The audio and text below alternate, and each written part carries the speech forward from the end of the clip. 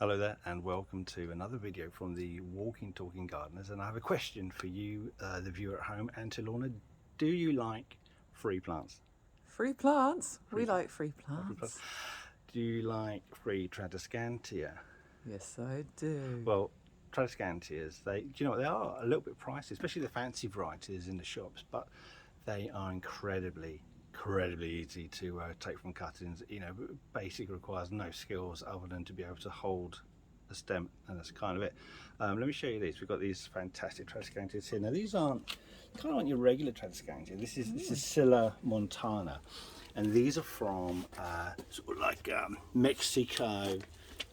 They're kind of a subtropical plant here. You know, they're quite so soft, aren't they? Also soft and feely. Well, because they're from these sort of not desert regions, but these very hot, dry regions. Yeah. These are almost xerophytic, almost like a succulent. You know, they've got a much thicker stem, stockier leaves. This hair on here, that's designed to help reflect sunlight and therefore heat off the plant, and also it allows like a cushion of water moisture on the leaf, so it helps reduce loss of moisture due to transpiration. So it has developed or evolved these kind of systems in place to help it survive in these hot climates. Now we don't live in a hot climate. No. We live in a temperate climate that can get pretty cold in the winter. Now these you check the textbook, because they say, oh, these go down to about plus 10 degrees centigrade. You've got to keep them dry, bring them in. What a load of old pants. We've had these outside for about the past 3 years. We really don't do anything with them. We leave them in the pot, it rains, it freezes.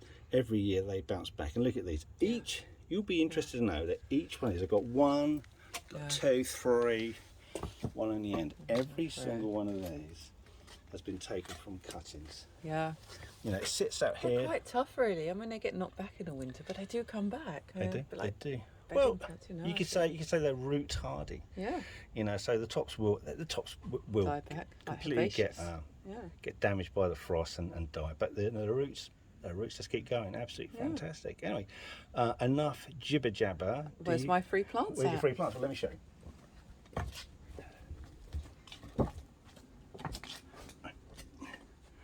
You need a sterilised blade. You don't want to use dirty blades because you can transfer fungal infections, you can transfer bacterial viruses. So always, if you're using propagation tools, always have them sterilised. You can sterilise it by heat sterilisation, or get some bleach, whiten the blades with bleach, but make sure they're clean, sterilised, because you can easily transfer any disease from one plant to the next plant to the next plant.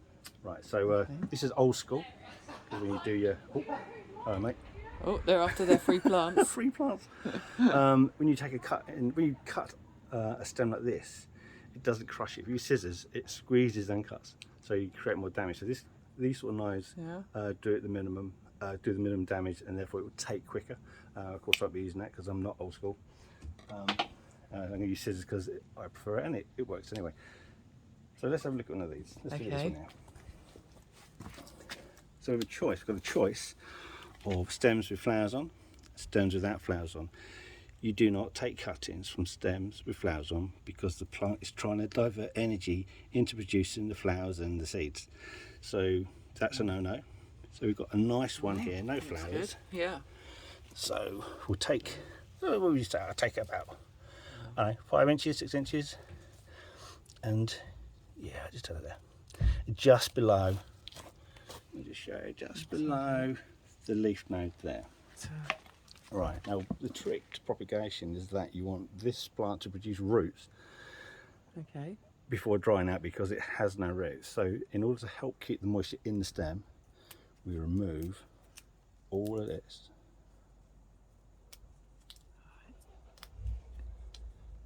Maybe that one there. They're really severe with the amount of leaves that you're removing. I mean, you think, oh, you don't want to do it that much, you're going to kill it, but obviously not there. But these want to root. You don't need a heated propagator. You don't need rooting hormone. It is absolutely fine like this.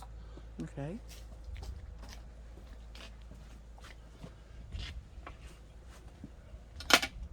So what you do, get a pot of sterilised compost, and all all bag bought compost mix will be sterilised, so they go for a heat steriliser first.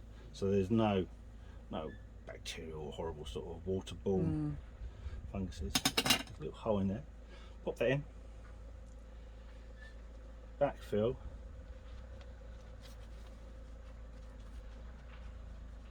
So that's kind of not going to move around too much in there. Then you water.